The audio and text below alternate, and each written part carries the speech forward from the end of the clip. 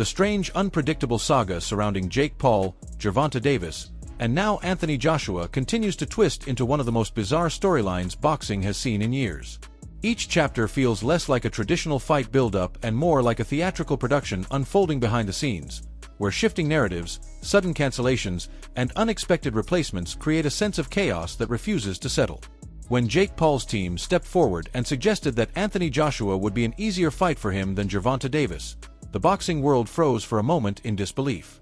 Not because of the claim itself, but because of the deeper meaning tucked beneath it. The CEO of MVP Promotions, Nikesha Bedarian, laid out a perspective that raised more questions than answers, and with every new explanation, it became clearer that something strange was happening behind closed doors. The cancelled fight with Gervonta Davis, the sudden pivot to Anthony Joshua, and the quiet insinuation that Jake Paul might have been more comfortable facing a giant rather than a smaller, dangerous technician only added more fuel to the rumors that have been circling for weeks. From the beginning, something about the Gervonta Davis matchup never felt right. The moment the fight was announced, fans questioned whether Jake Paul truly understood the kind of fighter he was stepping into the ring with.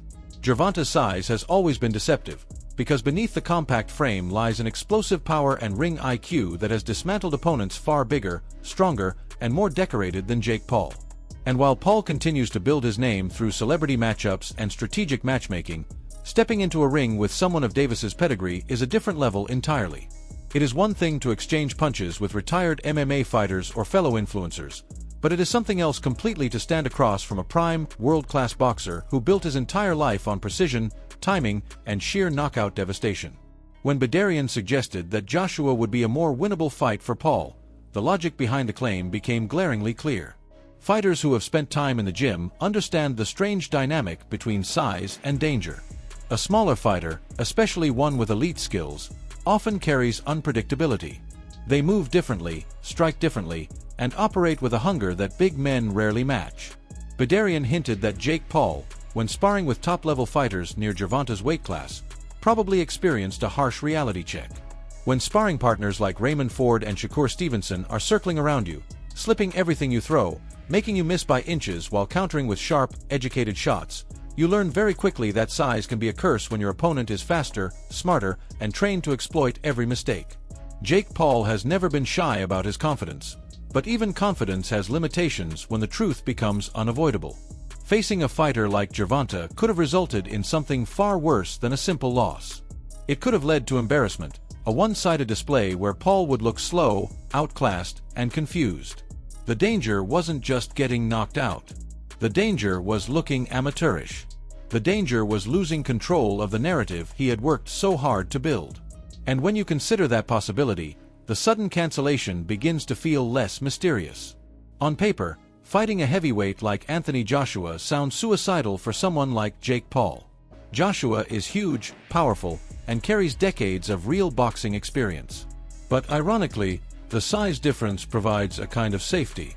Large fighters often move slower, rely more on traditional jabs and power shots, and leave openings that a nimble, smaller fighter can exploit, at least temporarily. But more importantly, a heavyweight, even one with Joshua's credentials, is easier to survive against than a lightning-fast technician who lives inside angles and reads rhythm like a musician. When Bedarian claimed that Joshua was the more winnable fight, he wasn't suggesting Jake would beat Joshua in a fair contest. He was suggesting that Joshua's style, pace, and predictable rhythm would offer Jake the chance to remain upright longer, avoid humiliation, and possibly survive to the later rounds. That is something Gervonta Davis simply would not allow. Still, even with this twisted logic, there is one unavoidable truth. If Jake Paul steps into a ring with Anthony Joshua in a real, unscripted fight, the danger becomes catastrophic. Joshua may not be in his prime, but he remains a former unified heavyweight champion with concussive power and a level of physicality Jake Paul has never experienced. The size difference is not just large, it's overwhelming. Joshua can end the fight whenever he chooses. He can toy with the pace, control the distance, or explode with a single uppercut that would send Paul crashing down with no hope of recovery. And if the fight looks competitive, many will wonder whether the event is a show rather than a contest. Jake Paul's best hope, from his team's perspective, may be surviving long enough to maintain the illusion of competitiveness. But boxing is not about illusions. It is about reality. And the reality is that a fighter like Anthony Joshua carries a level of power that can shut down an entire career with a single perfectly timed shot. Even in defeat against Daniel Dubois, Joshua demonstrated that he still possesses that dangerous, unpredictable explosiveness that defines a true heavyweight. As this saga continues, the boxing world watches with a blend of confusion, amusement, and genuine concern. Jake Paul has built a career by walking the thin line between entertainment and sport. But now, as he flirts with fighters far beyond his skill level, the risk becomes real. The story grows stranger, the stakes rise higher, and the consequences become more severe. Whether this is strategic maneuvering, psychological avoidance, or simply spectacle-driven matchmaking, only time will reveal the truth.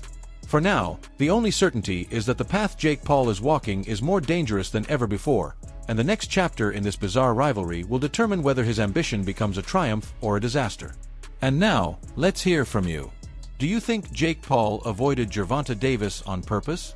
Is the Anthony Joshua fight a bold leap or a disastrous mistake waiting to happen? And which matchup do you believe would be more competitive? Share your thoughts in the comments below, join the discussion, and let your voice be part of the story. If you enjoyed this breakdown, make sure to like the video, subscribe to the channel, and turn on notifications so you never miss the next chapter in the wild world of boxing.